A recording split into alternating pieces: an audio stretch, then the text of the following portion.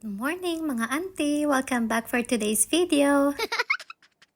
Nag-walking-walking na naman po pala kami nitong araw na ito. Sa kakanood nyo sa mga vlog ko, for sure, alam nyo na kung saan ako nakatira.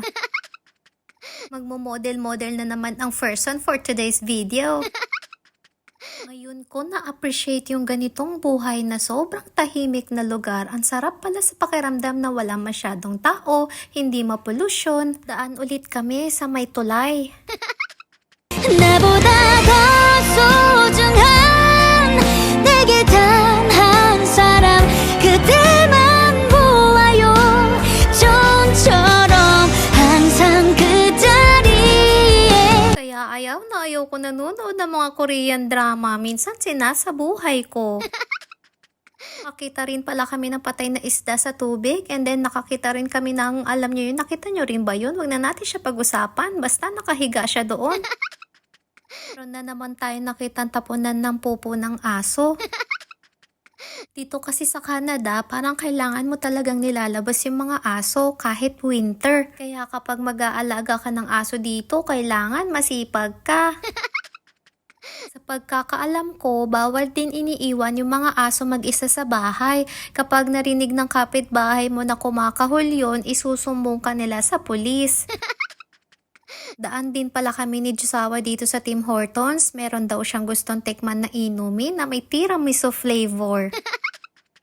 Naalala ko, meron akong kaibigan na nagtatrabaho dati dito. Kapag uwian niya sa gabi, laging may donut pag uwi.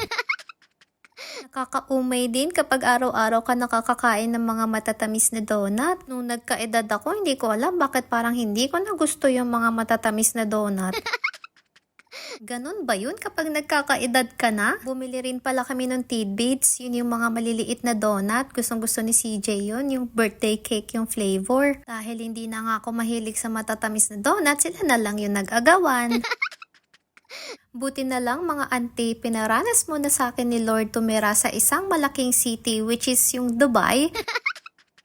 Doon na kasi kami galing ni CJ bago kami mag-Canada. Hindi nagustuhan ni CJ manirahan sa Dubai kasi daw ang init-init.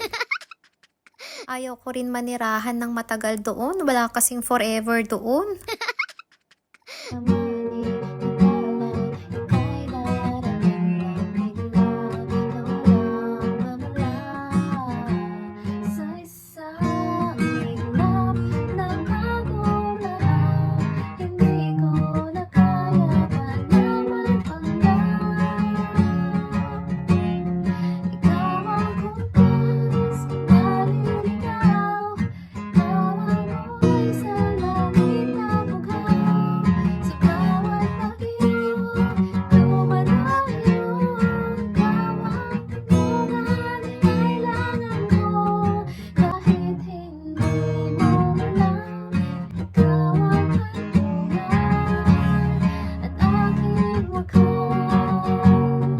Akalain nyo yun mga auntie? Nandito pala sa Canada yung forever ko.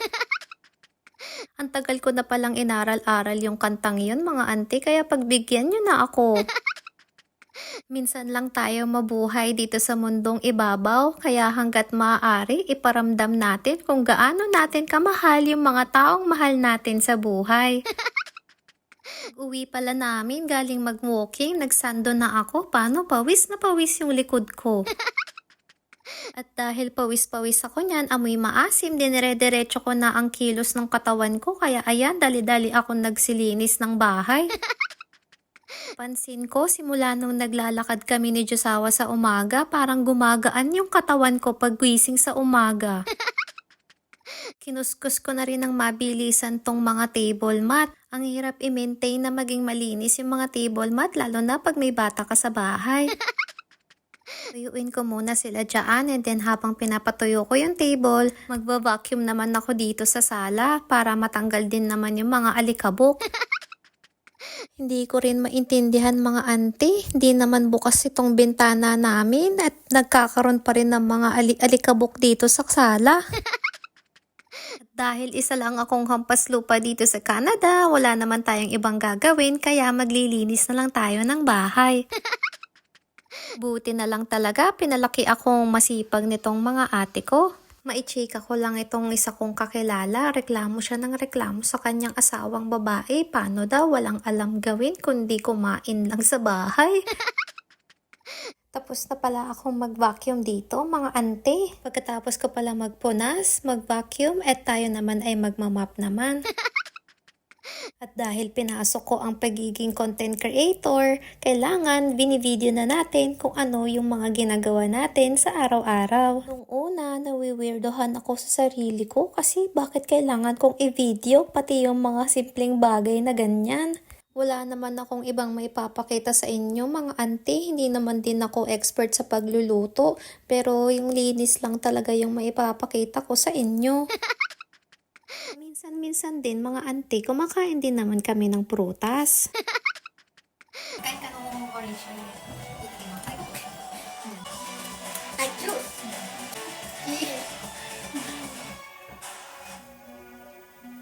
Nagmerienda rin pala kami ng mais at saka nung gabihan na, nagluto ako ng tinolang gulay. Ay, tinolang manok pala. May manok yan, nagtatago lang doon. Natabunan lang na maraming gulay. Course, ay magkapampangan, kaya tansya-tansya lang sa pagluto. Thank you for watching mga auntie. Hope to see you on the next one.